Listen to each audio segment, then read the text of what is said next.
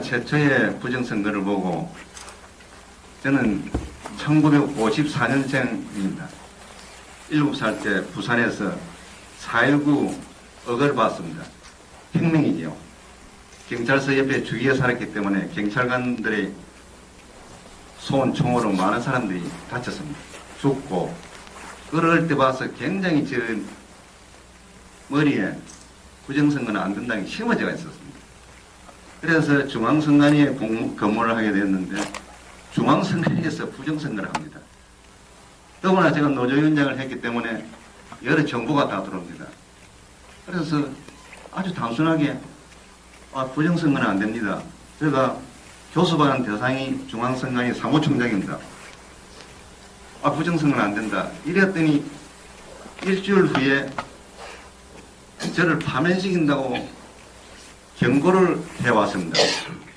그때는 제가 조금 평상시는 순한데 이제 성질이 나면 못 참습니다. 그 결재판을 잡아 던지고 발로 밟고 끝까지 해봐라는 식으로 했다가 저는 이 부정선거 밝혀지면 금방 해결될 줄 알았습니다. 왜냐? 국민들을 속이지 않고 우리가 스스로 바꿔서 가버리면 되는데 그것을 범죄하는 사람들은 범죄 심리가 보니까 밝히는 사람들을 꼭 죽이려고 했던 거예요. 그래서 좋다 하고 한 2, 3개월 만에 끝날 줄 알았습니다. 나중에 보니까 그것이 아니고 내 주위의 친구들이 전부 다 해유가 돼가지고 중앙선관위에 보고하는 간첩이 되어 있는 거예요. 정말로 하면은. 그거를 아직 알았을 때 어처구니가 없었어요, 처음에. 이런 세상이 이렇냐. 아주 단순하게 이야기했는데 그것이 지금 현재까지 흘러왔습니다. 그 세월이 13년입니다. 18대 대통령 선거는 총체적으로 이루어진 부정선거고 부정선거가 집대성되었습니다. 이게 무슨 말이고 하면은 국정원은 1년 전에부터 부정선거 한 것이 아닙니다. 제가 노조위원장 할 적에도 국정원 직원들하고 많이 만나자고 전화가 옵니다. 만나보면은 선거운동을 많이 하고 있었어요. 그래가 경고를 줬지요. 그리고 제가 노조위원장을 하면서 힘이 좋은 노조위원장 같으면 한 국정하고 싸울 수가 있는데 도저히 힘의 영향을 하기 때문에 싸울 수가 없습니다. 노조도 해야 되지 국정원하고 싸우자니 과부적이었어요. 그래가 가만두었더니 18대는 진짜 아까 강 의원님께서 말씀하신 대로 역사상 최고의 부정선거를 저질렀습니다. 이 전 세계 정치사를 볼 적에도 이런 부정선거는 없을 겁니다. 악랄했습니다. 왜냐? 컴퓨터로 조작을 해버립니다. 아무도 찾을 수 없습니다. 그리고 즉시 찾지 않으면 안 되고 또 어떤 사건까지 있었냐? 투표지하고 전산으로 했기 때문에 전산 서버하고 그걸 확인하면서 대조를 해야 되는데 KT에 있는 서버를 전다 디도스 공격을 해가지고 전다 없애버렸습니다. 그렇게 하면서 악랄하게 10몇 년을 해왔습니다. 저도 50대와 60대 초를 그 세월로 보냈습니다. 그런데 저 내에는 13년이라는 세월이 1년 3개월 같은 느낌이 들었습니다. 왜냐하면은 열심히 노력하면 빨리 밝혀내면은 이게 밝혀지겠지 하고 열심히 노력했더니 그게 안 된다는 걸 알았습니다. 왜냐? 부정선거를 한 세력은 악착같이 그것을 막고 있었습니다. 그리고 왜곡하고 있었습니다. 어떻게 왜곡을 했느냐? 한용수는 정신병자다. 지금도 여기에 계신 분들 중에서 정보기관에 근무한 사람한테 한용수가 어떤 사람이냐고 조회해달라고 하면은 1954년 5월 27일생 한용수를 조회를 한번 부탁을 해보세요. 거기에 분류가 어떻게 나와 있다면은 정신병자이니까 정보 수집하지 말라는 내용이 붙어 있을 겁니다. 공문 시행을 했습니다. 그리고 최근에는 기자들한테 정신 집착적 환자니까 그 사람한테 취재하지 마라. 이렇게 나가 있습니다. 그러면 한번 물어봅시다. 제가 정신병자 같으면은 아까 보여주신 이 부정선거 백서를 만들 수가 없습니다. 제가 선관위에서 단속을 많이 하면서 정당에는 선거가 끝나고 나면 백서를 만듭니다. 솔직히 말로 정당 백서는 여기 강의원도 계시지만은 카드라는 내용밖에 안 적어놨습니다. 증거를 붙이지 않고. 이거는 권력 사항이기 때문에 철저한 공문 증거로서 입증을 했습니다. 그래서 자신있게 이 책을 내놨습니다. 자신있게 내놨더니 처음에 회유가 들어왔습니다. 감사원에 감사위원 하고 싶은 마음이 없냐. 잘랐습니다. 부정선거 소송을 걸었는데 무슨 소리냐.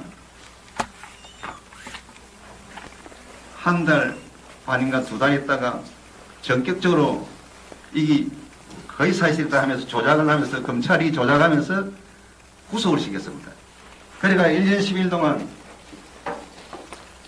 서울구치소에서 생활을 하다가 3월 25일 날 출소했습니다. 그 출소는 법원에서 사실상 직권 보석으로 나왔습니다. 왜냐하면 국정원장이 2월 11일 날 구속됐습니다. 공직선거법 위반으로.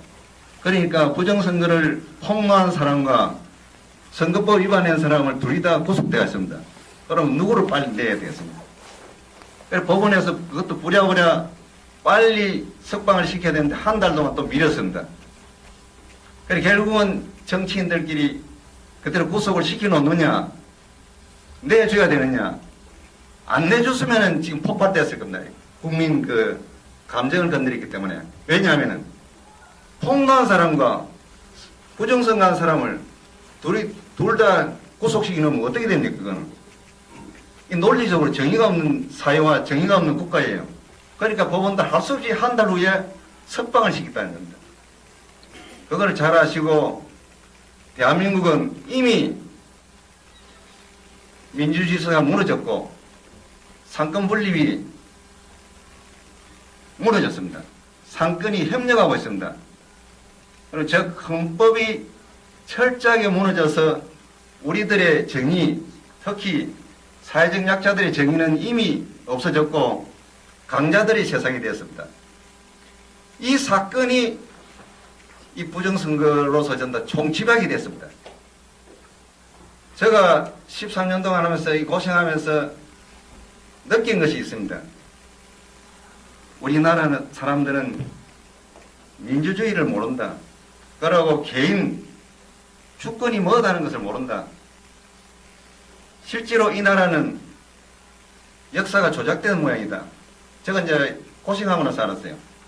지금 여러분들 머릿속에 4.19 정신이 있습니까? 그리고 3.1운동 혁명정신이 있습니까? 있으면 오늘 제가 크게 속겠습니다. 만약에 내가 주권정신이 있다고 했으면 18대 대선 부정이 쏟아져 나오고 증거가 쏟아져 나오면은 집에 있는 몽둥이라도 들고 나가고 이거 못 참겠다. 이게 웬 말이냐 하고 떠들고 경찰 너가 내를 보호해라. 불법 체력이 누구냐 하면서 뛰어나와가지고 무섭게 움직이는 사회가 민주주의 사회입니다. 무슨 말인지 알겠지요? 여러분들 그런 용기 있었습니까? 제가 나와서 그랬기 때문에 저를 모든 사람들이 미친 사람이라 했습니다. 저 가족까지. 당신이 왜 이리 미쳤어요? 그렇게 했는데 왜냐하면 이런 과정을 거쳐가면서 대한민국이 대통령이 너무 긴데요. 예, 좀 짧게 하세요. 이런 과정을 겪어가면서 대한민국이 발전한다. 이게 쉬운 말로 제가 이제 종합해 드릴게요. 이미 우리나라 민주주의가 어느 정도 형성되어 발전됐습니다. 그리고 민주주의가 이루어졌습니다. 그런데 민주주의를 이룬 그 세대가 냉정하게 보셔야 됩니다. 냉철하고 냉정하게 보셔야 되는데 그 세대가 부표 부정으로 몰락됐습니다. 그 모양이 지금 현재 정치 형태입니다. 대선 부정 사건이 일어남으로써 새로운 민주 세력이 일어나서 그 사람들을 청소하고 밀어내고 새로운 민주 정부가 들어차라는 신호입니다. 대선 부정이. 그래 하시고 그렇게 판단하시고 행동하셔야 되고 과거에 그 민주 세력들을 보시고 그 정신이 없으면은 냉철하게 돌아서면서 당신은 민주주의자가 아니야. 당신은 집에 가만히 있어. 하면서 누가 나와서 데모를 해야 되냐. 남자들은 정의감이 이제 좀 떨어집니다. 여성분들이 나오셔서 유모차를 끌고 나오고 노인 여성분도 나오셔가지고 이건 안 된다. 만약에 2,500만 여성 여러분들이 나와서 먼저 앞장서면은 박근혜는 살려달라고 광화문광장까지 신발 벗고 나와서 살려달라 할 거예요. 그 모습을 보셔야 되는 거예요. 이상입니다. 예. 최초의 부정선거를 보고 저는 1954년생입니다. 7살 때 부산에서 4.19 억을 봤습니다. 혁명이지요.